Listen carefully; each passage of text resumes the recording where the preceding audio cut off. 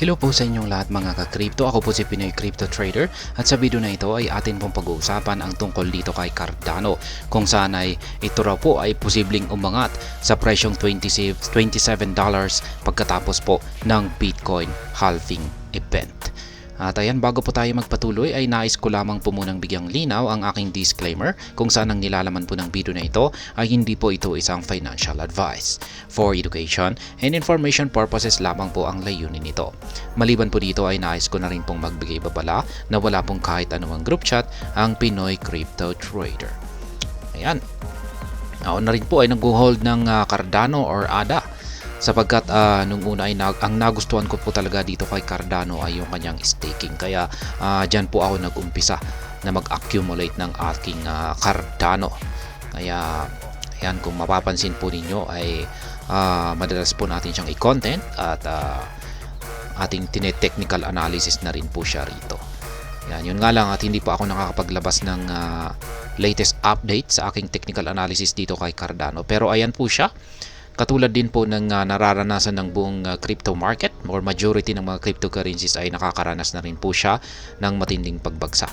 At naglalaro na po siya sa ibabaw ng isang major support line dito sa 0.4145. Yan, dami po niyang binasag na mga resistance line mula po rito sa 0.61 hanggang 0.48 na support line ay basag po niya.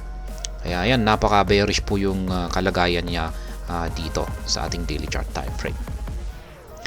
At ayan, ang sabi po rito ay Cardano could surge to $27 after the Bitcoin halving if it replicates the 6,100% growth it recorded after the 2020 halving event. Kaya ayan, ito na po ulit yung basihan nung nakalipas na Bitcoin halving event nitong nakalipas na taong 2020. Yan, sapagkat yung Bitcoin halving event na ito ay nagaganap po ito kada 4 na taon. Kaya yung huling Bitcoin halving event ay naganap po nung taong 2020. Yan, paglipas po ng 4 na taon, ayan na po ngayon, 2024 ay ito na po yung sunod na halving event natin. Ngayon itong nakalipas na taong 2020 ay marami po talagang mga cryptocurrencies ang talagang sumabog at nagtala sila ng kanilang matataas na all-time high na presyo. Diyan po sila nag-record ng kanilang mga all-time high na presyo na maging hanggang ngayon ay karamihan po sa kanila ay hindi pa nila nababasag or nababalikan yung kanilang previous all-time high dito sa nakalipas na Bitcoin halving event. Katulad na lamang pong nitong si Cardano. Kaya ayan, yung all-time high na presyo po na nakamit ni Cardano nitong nakalipas na taong 2020 ay nasa $3.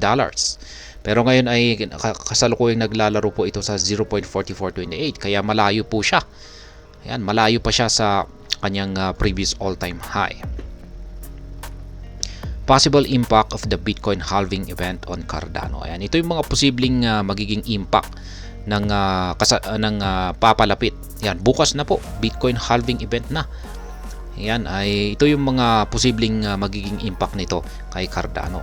Cardano's price was around 0.05 at the time of the year 2020 halving event.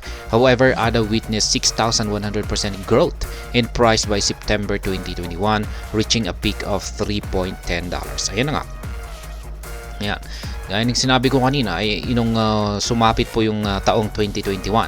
Buwan ng September ay dito po nakamit ni Cardano yung kanyang pinakamataas na presyong $3.10. Ayan, siya po ay ayan, nung nagkaroon po ng Bitcoin halving event nung taong 2020 ay naglalaro lamang po yung presyo ni Cardano sa 5 cents or 0.05. Tapos umabot po siya ng $3.10. Kaya napakalaki po na paglago nito sa kanyang presyo. 6,100% po yung kanyang ibinigay na gain or kita dito. Kaya ang laki. If ADA's price witnesses the same post-2020 halving growth, it could see a huge change following this year's halving event. Currently trading at a price of around 0.44, ADA's price could potentially rise to as high as $27 if it follows the same 6,100% growth. Kaya ayan, ang sabi rito ay kung uulitin or magagawang ulitin ni Cardano yung kanyang naging performance nitong nakalipas na Bitcoin halving event nitong taong 2020 hanggang 2021.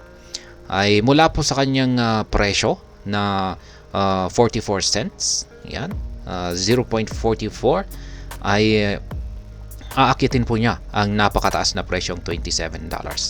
At yan ay katumbas na rin ng 6,100% na paglago sa kanyang presyo. At yan ay sa kondisyon na kung magagawa po niyang ulitin yung kanyang ipinamalas na gain nitong nakalipas na previous halving event. Besides the increased inflow of liquidity and investor interest, Cardano's drive towards the adoption of decentralized and regular development add fervor to its total momentum. Kaya yan, marami pong pumapasok na liquidity dito kay Cardano at tuloy-tuloy na rin po na nagkakaroon ng mga bagong investor dito kay Cardano.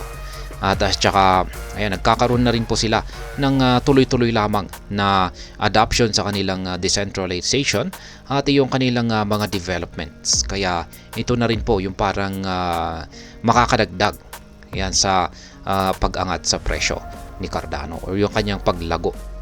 Analyst Ali Martinez stressed that he expects ADA to hit $9 soon. In addition, Chris, a Cardano bull, recently presented two possible trajectories that could take Cardano to $7.7 or $9.7. Yan naman po yung mga analyst, mga kilalang analyst na naglabas po ng kanilang mga predictions dito kay Cardano na itong si Cardano ay makakaranas ng mataas na pag-angat sa kanilang presyo.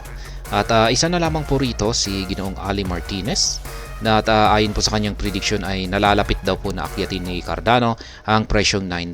Samantala, itong si Chris na isang Cardano bull, yan, pag sinabi po natin Cardano bull ay lahat na lamang po ng kanyang pananaw ay ayan, yung aangat ang presyo ni Cardano.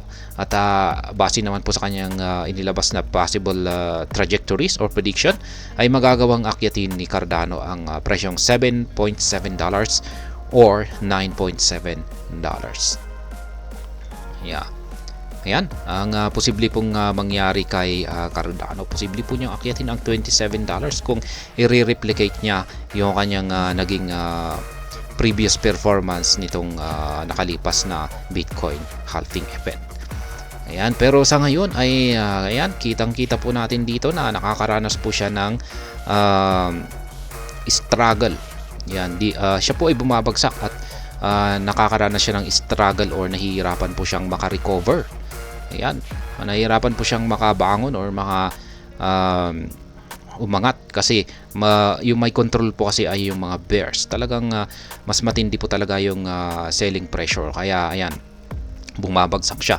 Ngayon ay nabasag po niya kasi rito yung major support line natin na 0.6178. Kaya nung nabasag po ito ay yan, dumiretso talaga siyang bumagsak. Ngayon ay yung sunod po na major support line natin ay nandito po sa 0.4145. At mukhang posibleng ito po yung makakapigil sa pagbagsak ni Cardano. Posibleng dito na po siya magkakaroon ng correction or dito na po siya makakabangon. At ayan pong muli. Ayan, kung magagawa daw pong ulitin ni Cardano ang kanyang previous performance nitong nakalipas na Bitcoin halving event ay posible daw po niyang akyatin ang presyong $27. At hanggang dito na lamang po tayo sa video na ito mga ka-crypto. Sana po ay inyong nagustuhan ang aking paliwanag sa video na ito. Kung inyo po itong nagustuhan, pakiclick lamang po ang like button nito. Para naman po sa mga bago lamang dito, kayo po ay aking inaanyayahan para mag-subscribe. Pakiclick na rin po ang bell icon nito dahil ito po ang siya magsisilbing notification nito sa mga bago kong videos na akin pong ina-upload sa aking YouTube channel na ito. Marami pong salamat sa panunood. Ingat po tayo lagi at God bless po sa ating lahat.